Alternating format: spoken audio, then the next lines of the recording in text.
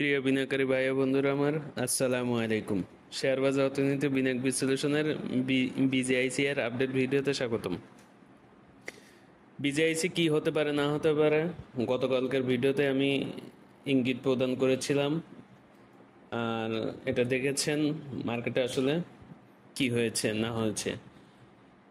যদিও শেয়ারটির আজকে একটা মুভমেন্ট ছিল, প্রথম দিকে তো মনে হয়েছিল যে আজকে হয়তো অনেক নেগেটিভ হয়ে যাবে, প্রাইস অনেক ডাউন হবে, কিন্তু একটা সময় যে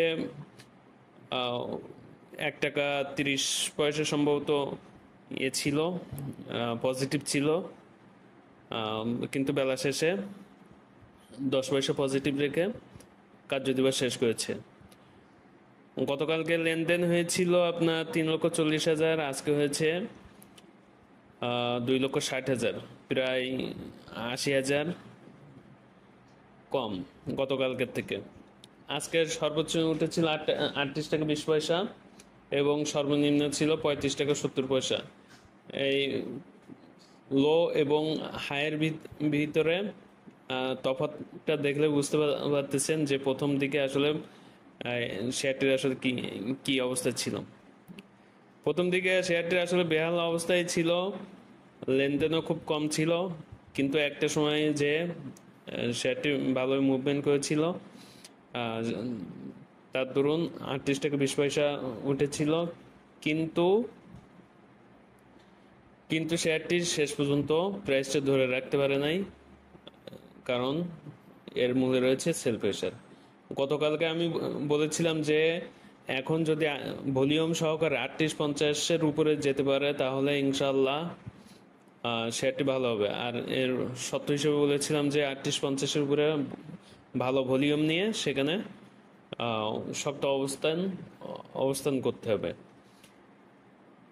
সেটি দেখেছেন যে আসলে 38-50-এর কাছাকাছি, অর্থাৎ 38-20-এ যে শেয়ারটি তুমুল সেল প্রেশারের কারণে কমে এসেছে।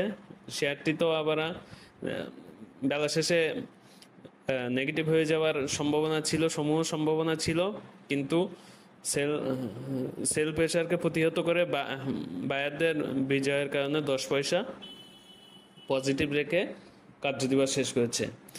10 পয়সা আসলে নেগেটিভ এর সমান বলা যাবে, কারণ মোটের উপরে প্রচণ্ড প্রচুর সেল প্রেশার। এখন এই অবস্থা থেকে আসলে বলতে গেলে বলতে হবে যে গতকালকের কথা সূত্র ধরে বলতে হবে যে 38-50-এর উপরে যদি 38-50-এর উপরে যদি এই রেজিস্ট্যান্সটা ভালো ভলিউম নিয়ে ভাঙতে পারে এবং সেখানে যদি শক্ত অবস্থান তৈরি করতে পারে তাহলে শেয়ারটি ইনশাআল্লাহ ভালো হবে, আমি ব্যক্তিগতভাবে মনে করি। আর এটির সাপোর্ট যদি ধরি এখন হচ্ছে 35-50, মেজর সাপোর্ট আছে 35-50, আর রেজিস্ট্যান্স আছে 38-50। রেজিস্ট্যান্স ভাঙতে গেলে বড় ভলিউম নিয়ে ভাঙতে হবে এবং শক্ত অবস্থায় অবস্থান করতে হবে। এই প্ল্যাটফর্ম শেয়ার বাজার অর্থনীতি বিনিয়োগ বিশ্লেষণ প্ল্যাটফর্মের একান্ত ট্রেডিং প্ল্যান। এটি দ্বারা কাউকে বাই বা সেলের জন্য উৎসাহিত করা হচ্ছে না।